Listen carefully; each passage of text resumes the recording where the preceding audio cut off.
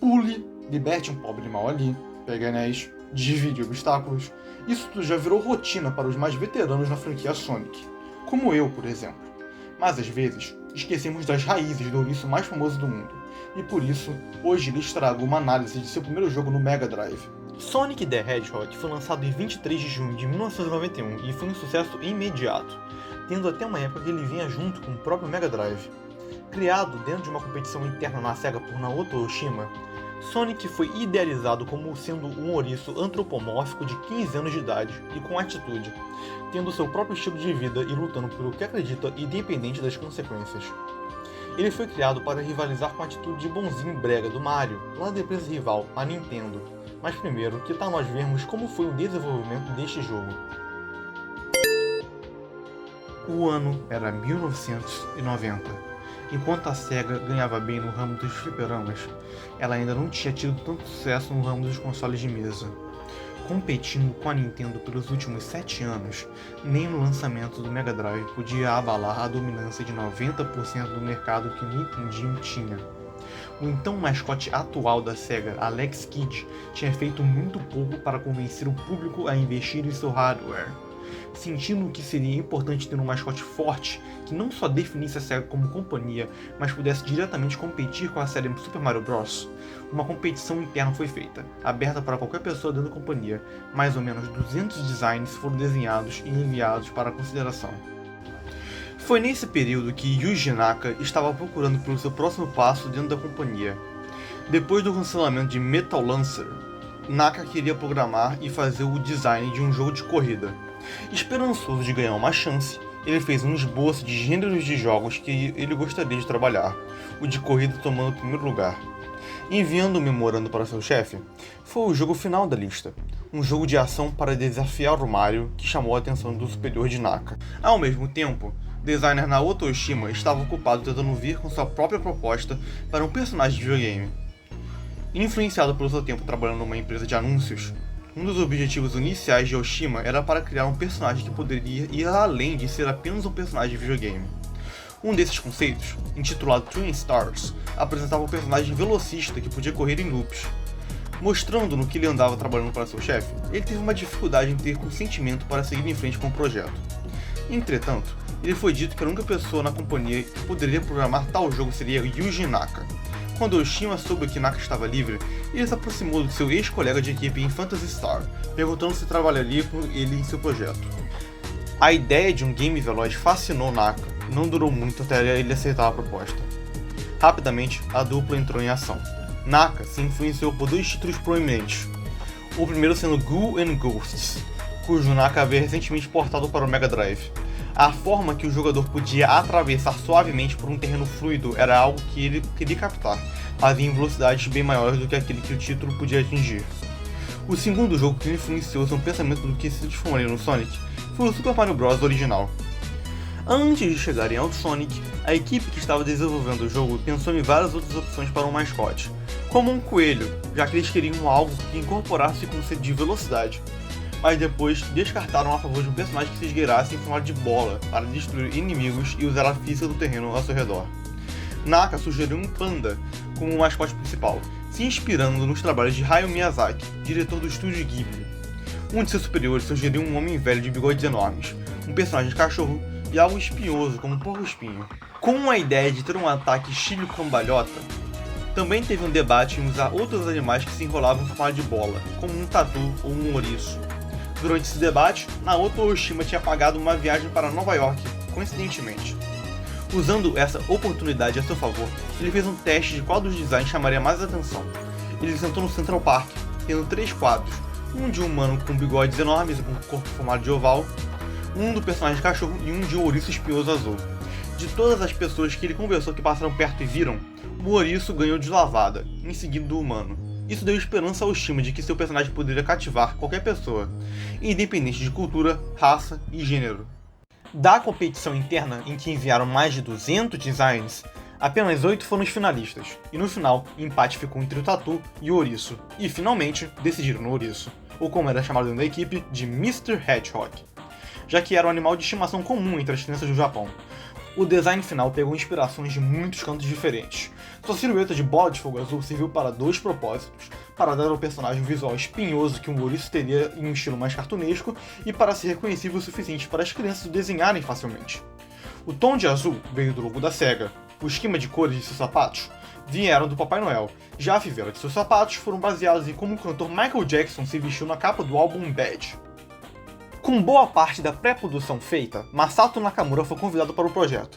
Tendo apenas artes conceituais, a equipe por trás de Sonic teve que explicar como que o jogo iria soar.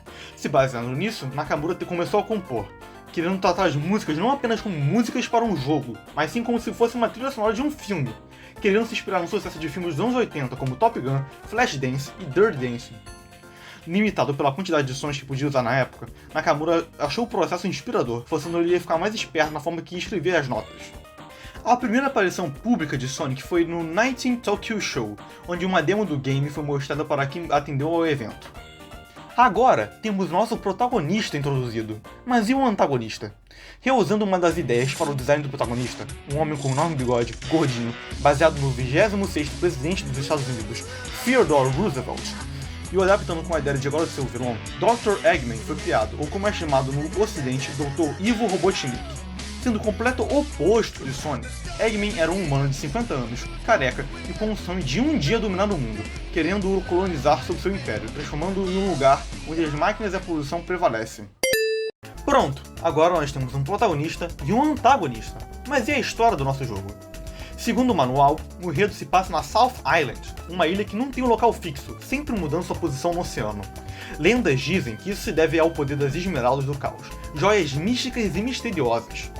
Sabendo das lendas, o Dr. Eggman jurou encontrá-las para usar seu poder para sustentar seus planos mirabolantes de dominar o mundo. Assim, localizando-as na South Island, o cientista se estabelece no topo de uma montanha, colonizando o local com suas máquinas e tirando tudo de que é natural. Sua base, agora chamada de Scrap Brain, foi criada. Sonic, uma hora chega à ilha, passando para visitar seus amigos animais. Ele vê que estão todos desaparecidos, até que uma hora ele percebe que todos eles foram capturados para servir de bateria para as criações robóticas de Eggman, os seus famigerados Badniks. Agora é Sonic vs Eggman para ver quem vai prevalecer. O jogo tem 7 fases, chamadas de zonas, que são divididas em 3 atos cada, com o ato final de cada fase sendo uma luta contra o Dr. Eggman. A primeira fase do jogo é a Green Hill Zone, sendo caracterizada por colinas com grama de cor verde vibrante e terra com formato de xadrez e céu azul claro. É aqui que a principal mecânica do game é nos apresentada, o Momentum. Momentum é a velocidade que ou se ganha com o tempo, com o impacto de algo, ou com a gravidade te empurrando para baixo. No caso de, por exemplo, você descer uma colina.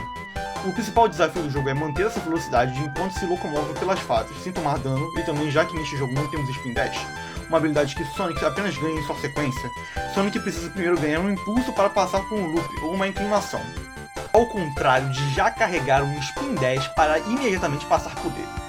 O jogo oferece rotas alternativas, recompensando você com anéis e vidas, mas sendo mais difícil de se manter se você ir pela parte de cima, e te deixando mais lento, mas sendo mais fácil de se manter nas rotas mais embaixo. Outra mecânica principal do jogo é o sistema de anéis, em que se Sonic estiver com no mínimo um anel, se ele tomar dano, ele perde esse anel e tem a chance de tomá-lo de volta. Se não tomar, o anel desaparece e você fica vulnerável a ataques e poderá morrer. Ganhe 100 anéis e você ganha uma vida. Nesta fase também é apresentado os monitores, que caso você os destrua, pulando em cima deles, você ganha uma habilidade, como o de invencibilidade, que o deixa invencível e rodeado por estrelas por um curto período. O de velocidade, que o deixa veloz e acelera a música da fase, o de vida, que o deixa com uma vida a mais, o de anel, que dá mais 10 anéis, e o de escudo, que te dá um escudo protetor, possibilitando você levar um dano sem perder os anéis. No final do ato 3, nós lutamos contra Eggman, onde ele adicionou uma bola com uma corrente ao seu Eggmobile e o nomeou de Egg Wrecker. Também há plataformas flutuantes, onde você pode subir para ter um terreno mais alto para pular e dar dano no doutor. Também vale a pena falar das zonas especiais, as Special Stages. Baseados no game de 1989 Camel Tree, que tem uma gameplay parecida, mas ao invés de controlar a rotação da fase, você controla o personagem, toda vez que você passar por uma placa no final do ato 1 ou 2 de uma zona, exceto da Scrap Brain ato 2, e tiver 50 anéis ou mais, um anel grande irá aparecer. Se você pular nele, você vai para um Special Stage, onde você está num labirinto rotacional psicodélico e terá uma chance de pegar uma das 6 esmeraldas do caos. Repita isso 6 vezes sem perder e voa lá, você obteve todas as 6 esmeraldas do caos. A segunda fase do jogo é a Marble Zone. templos de mármore em ruínas, com vários buracos no chão revelando lava, tendo até a parte do interior, dentro de um calabouço cheio de espinhos e armadilhas, sendo bem mais lento em comparação a Green Hill. No ato 3, temos a nossa segunda luta contra Eggman, onde ele joga bolas de fogo de seu Egg Scorcher, com Sonic ao mesmo tempo tendo que bater nele e evitando essas bolas de fogo. A terceira fase é a Spring Yard Zone, se passando numa cidade no final da tarde. Aqui temos várias rampas que impulsionam o jogador para cima e com vários bumpers de pinball. No ato 3, temos a nossa terceira luta contra Eggman, agora sem o Egg Stinger, removendo parte do chão com um espinho acoplado a seu Eggmobile, revelando o precipício. A quarta fase do jogo é a Labyrinth Zone, um labirinto de ruínas em uma caverna submersa em água. Aqui nos é revelado outra mecânica. Sonic não consegue nem nadar, nem tem fôlego infinito. Então cabe ao jogador ou a subir antes do timer de fôlego acabar, ou achar uma bolha de ar para Sonic conseguir respirar. Essa mecânica se deve ao fato de que o principal programador do game, Yuji Naka, achava que ouriços não sabiam nadar. Essa, com certeza, é uma das fases mais detestadas do game, já que ela é com certeza muito mais lenta e a maior fase do jogo. No ato 3, ao invés de lutarmos contra Eggman, ele na verdade está fugindo da gente, e da água que está subindo, enquanto nós o seguimos por um labirinto vertical cheio de espinhos e cabeças de dragão presas na parede que soltam bolas de fogo para nos atacar. A quinta fase do jogo é Starlight Zone, uma cidade urbana e uma noite estrelada. No final do ato 3, lutamos contra Eggman em seu Egg Spiker, onde temos duas opções de como lutarmos contra ele. Ou você revida suas bombas de espinho contra ele usando as gangorras, ou usamos as gangorras para nos impulsionar para cima e aí sim darmos dano a ele. Ou também podemos ficar mudando entre uma tática ou outra. Fica a critério do jogador como se deve se aproximar deste combate. Algo muito legal da parte dos desenvolvedores. A sexta fase do jogo é Scrap Brain Zone, uma fortaleza inundada de poluição e metal, a base do Dr. Eggman. Essa é a única fase do jogo em que o fundo da zona muda de acordo com o ar, passando do exterior da fortaleza, onde você tem um céu amarelado e sem vida, totalmente poluído, para o interior da base, onde você tem mais coisas mecânicas. Antes de confrontarmos Eggman, no final do ato 2, caímos em uma armadilha e somos jogados para o ato 3, onde é, na verdade, a Labyrinth Zone, só totalmente cinza e com uma água roxa, tóxica, mostrando como o Eggman está afetando a natureza da South Island. A sétima e última fase do jogo, a Final Zone, tem apenas um único ato e se passa na Scrap Brain, depois de termos dado a volta por cima e passado pela Labyrinth sem vida.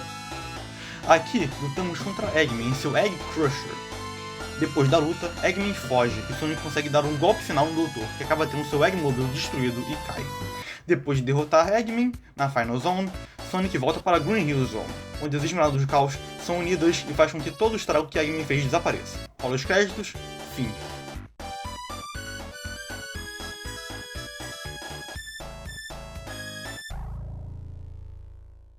Sonic the Hedgehog era exatamente o jogo icônico que a SEGA precisava para se alavancar no mercado de videogames, com um protagonista diferente dos outros da época, e mecânicas inovadoras com a física do personagem se adaptando ao terreno. Com certeza a melhor fase do jogo é a Green Hill Zone, sua fase introdutória, mesmo que nos tempos atuais ela tenha aparecido até demais em jogos do Adulão, mas isso ainda não tira o fato dela ser icônica.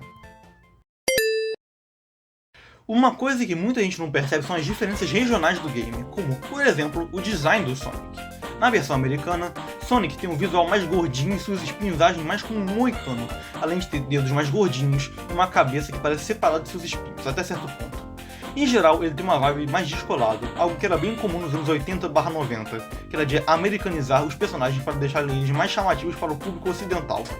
Já a versão japonesa tem um visual mais suave e simples, parecendo mais com personagens como Felix the Cat ou Mickey Mouse.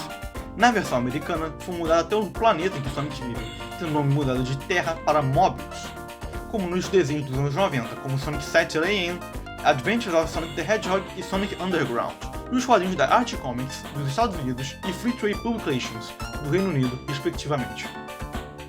Durante estágios iniciais do desenvolvimento do game, Sonic teria uma namorada humana chamada Madonna, 15 anos antes da Elise de Sonic 2006, diga-se de passagem, e faria parte de uma banda de rock, sendo um dos membros Vector the Crocodile, que seria reusado como membro dos Chaotix em Knuckles Chaotix, jogo para o console adjacente ao Mega Drive, o 32X, de 1995. Falando de personagens reusados, a ideia de um personagem tatu não foi totalmente descartada, já que em 1993 era lançado o game Sega Sonic the Hedgehog para os fliperamas, onde seria jogável Mario the Armadillo, um tatu. E até antes ele apareceu no mangá de Sonic que lançava na época, antes do lançamento de tal jogo, junto com Vector. Originalmente, a Labyrinth Zone seria a segunda fase do jogo, mas pela curva de dificuldade muito forte, e não tinha uma fase inicial e mais introdutória como a Green Hill para uma mais difícil e lenta, ela foi colocada como sendo a quarta. Originalmente, a Scrap Brain teve o nome de Clockwork Zone, como visto nas versões de protótipo.